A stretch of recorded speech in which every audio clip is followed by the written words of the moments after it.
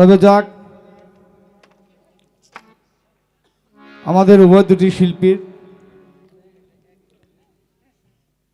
পরিচয় বন্ধনা শান প্রার্থনা শেষে কর্তৃপক্ষ থেকে আমাদের একটি ধারায় রাখলেন। ধারাটি হলো গুরু এবং শিষ্যের ধারা। সেই ধারা অনুযায়ী বাংলার স্বনামধন্য গায়িকা অন্তরা সরকার আলো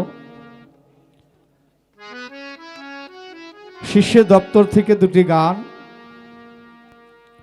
করে বসলেন। পাশাপাশি আমাদের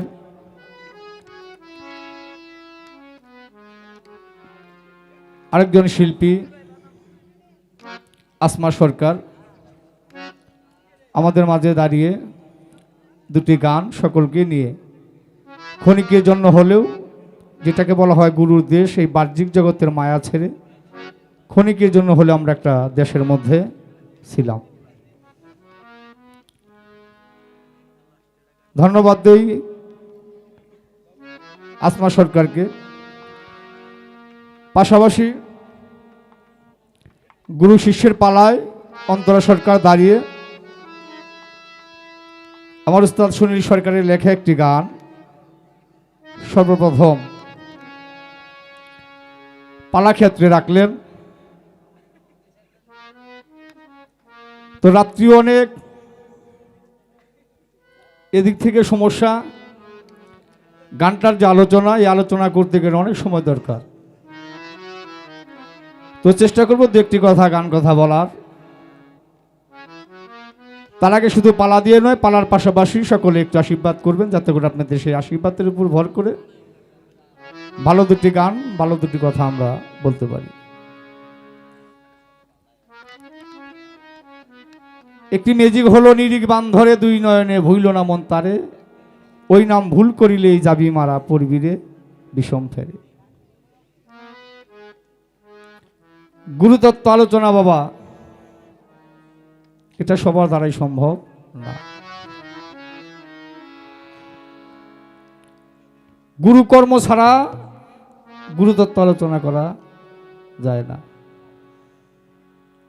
বই পুস্তক পড়ে, হাদিস দলিল পড়ে, জীব পরম শরীয়ত মারফত হাসর কিয়ামত, নবুয়ত বেলায়ত, এই পালাগুনি করা যায়। কিন্তু প্রকৃতপক্ষে গুরু এবং শিষ্য, গুরু এবং ভক্ত যে পালাটা, এই পালাটা কিন্তু আসলে কোনো বই পুস্তক দেখে হয় না। সাধক বলেছে, যার কথায় গুরুত্ব, যার চলায় গুরুত্ব, বলায় গুরুত্ব, সর্বদিক থেকে যে গুরুত্ব বহন করে, সেই কেবলমাত্র দু একটি গুরু আলোচনা করতে পারে। তো সেখানে দাঁড়িয়ে আমি ছোট মানুষ, সেই গুরু দপ্তর থেকে দু একটি গান, দু একটি কথা আমার বলতে হবে। তো আমি ব্যক্তিগতভাবে যে দরবারে হাজির হয়েছি, আমার সেই গণিচান বাবার দরবারে, আমি ব্যক্তিগতভাবে আমার সেই গণিচান বাবাকে, আনসার চান, দেলোয়ার চান, উজ্জ্বল চান, কামেল মুর্শিদ যারা, পীর মসজিদ যারা বসে আছেন, বড় ভাই সমতুল্য যারা রয়েছেন, পিতৃ সমতুল্য যারা রয়েছেন, প্রত্যেককেই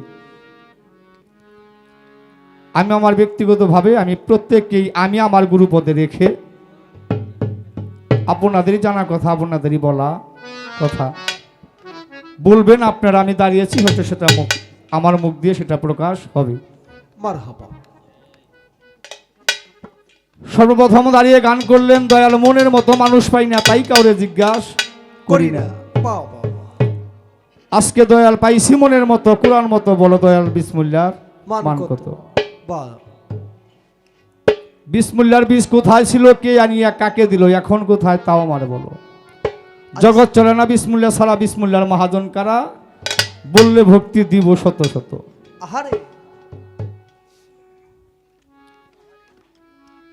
শেষের একটা অন্তরায় বলা হয়েছে, আমি না জানিয়া বিসমিল্লাহর মূল,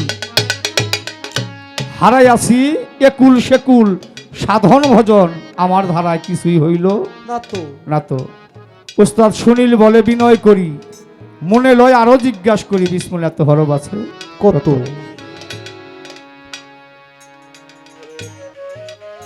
সেখান থেকে আলোচনা করতে হবে। অনেকদিন পর অন্তরা সরকারের সাথে গান, তো গানটার কথাটাও ভালো, যে মনের মতো মানুষ পাই না। তো হুট করে আজকে এ জায়গায় এসে আমার সাথে সাক্ষাৎ হইয়া মনের মতো মানুষ আজকে মিলছে, যে কারণ তার গানটা ধরা। গুরুতত্ত্ব আলোচনা এটা এমন একটা বিষয়, দাদা গুরু রাজ্যপালী দেওয়ান একটি বাণীতে বলেছে, অতরজ্ঞানী যায় জ্ঞানীর কাছে চৈতন্য জ্ঞান পাওয়ার আসে, ওই জ্ঞান যার বিকশিত হয়েছে দেখলে চেনা যায় নয়ন, শ্রী গুরু চৈতন্য বিনে কে তোমায় করাবে চেতন। পদকর্তা লালন সাইজি বললেন, মানুষ ছাড়া খেপারে তুই মূল হারাবি, একজন মানুষ ভজলেই শোনা মানুষ হবি। গানটি করে 1000 টাকার একটা নোট ব্যাংকের মধ্যে রাখার পর সেটা 5 মাস বা 1 বছর পর তার টাকা বাড়ে নাই। মূল বিষয়টা কি, সেখান থেকে কথা বলতে হবে। তো যেহেতু সর্বপ্রথম স্টেজ, রাত্রি প্রায় 2টা বাজে, সব দিকে আমাদের খেয়াল করতে হবে। আমি আলোচনা একেবারেই সংক্ষেপ করব। আগেকার যুগে যারা মুরব্বী, একটা গান আছে, এখনো ঘরোয়া বৈঠকে অনেক জায়গায় গানটা হয়। গানটা হলো, যে বিসমিল্লাহ হয় না ওজন, দিলে দুনিয়া তামাম বিসমিল্লাহ বলিয়া মুখের জবান খুলিলা। এর মানে বুঝাইছে যে বিসমিল্লাহ হয় না ওজন, দিলে দুনিয়া তামাম বিসমিল্লাহ বলিয়া মুখের জবান খুলিলাম। অর্থাৎ বিসমিল্লাহটা হলো একদিক, তামাম পৃথিবীটা হলো আরেক দিক।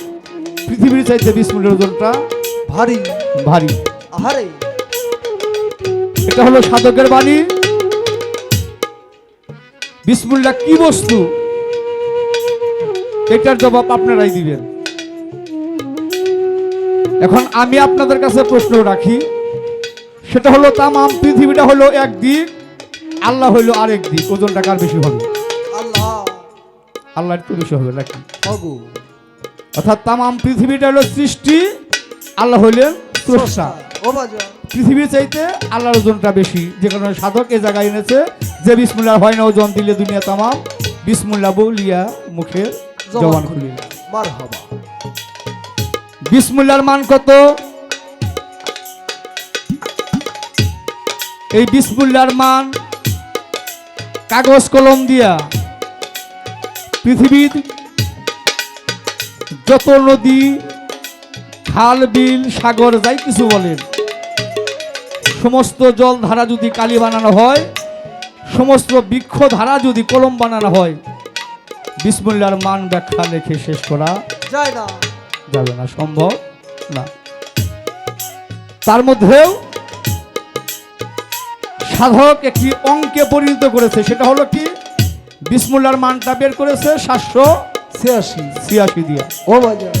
যে কারণে দেখবেন অনেক প্রতিষ্ঠানে, অনেক প্যাটের মধ্যে, বইয়ের মধ্যে, অনেক প্রতিষ্ঠানে দেখবেন বিসমিল্লাহির রহমানুর রহিম এটা যদি লিখতে যে মানে জায়গাটার প্রয়োজন হয়, সেটা যদি না হয়, সংক্ষেপে জায়গায় একটা সংখ্যা বসানো হয় 786। ওইটা দেখলে মনে হবে যেটা হলো বিসমিল্লাহির রহমানুর রহিম।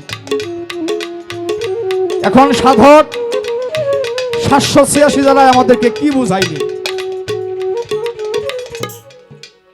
786 লিখতে 3টা শব্দ ব্যবহার করতে হয়, অর্থাৎ 3টা সংখ্যা ব্যবহার করতে হয়। 7, 8, 6, তাই তো বাবা? 786, 7, 8, 6, ঠিক। এ জায়গায় 3টা সংখ্যা ব্যবহার করা হয়। এখন সাধক এই 3টা সংখ্যা দ্বারা আমাদেরকে কি বুঝাইলেন? আমরা সকলেই জানি 7টা হইলো দুজক, 8টা হইলো ব্যস্ত, নাকি বাবা? বিষয়টা তাই না? 7টা হইলো দুজক, 8টা হইলো ব্যস্ত। এ জায়গায় সাধক এটাকেই বুঝিয়েছেন, 7 দিয়ে বুঝিয়েছেন 7টি দুজক, 8 দিয়ে বুঝিয়েছেন 8টি ব্যস্ত। এলো 7 আর 8। এখন একটা মানুষ ইবাদত বন্দিকে যাই কিছু আমরা করি ব্যস্ত বড় লোভে নাকি। এই 7টা দোজকের দরজা ততক্ষণ পর্যন্ত বন্ধ হবে না, 8টা বেহেশতের দরজাও ততক্ষণ পর্যন্ত খুলবে না যতক্ষণ পর্যন্ত আমাদের প্রত্যেকের মধ্যে 6টা রিপু বসবাস করে। কাম, ক্রোধ, লোভ, মদ মৎসর্য, এই যে 6টা রিপু, এই 6টা রিপুকে যতক্ষণ পর্যন্ত আপনি দমন না করতে পারবেন, আয়ত্ত না করতে পারবেন, ততক্ষণ পর্যন্ত 8টা বেহেশতের আশা করা যাবে না না। যে কারণে সাধক এই জায়গায় এনে 7, 8, 6 দিয়ে 786 একটা মানে সংখ্যা মান বের করেছে। এটা কিন্তু আসলে একদিক, আরেক দিক বলেছি এই বিসমিল্লাহর মান ব্যাখ্যা লিখে শেষ করা যায় না। যায় না। আহারে, তো যেহেতু সর্বপ্রথম দাঁড়িয়েছে আমি একটি গান করি, তো যদি সম্ভব হয় আপনার অনুমতি দিলে, আপনারা শুনলে দু একটি কথা হয়তো বলা।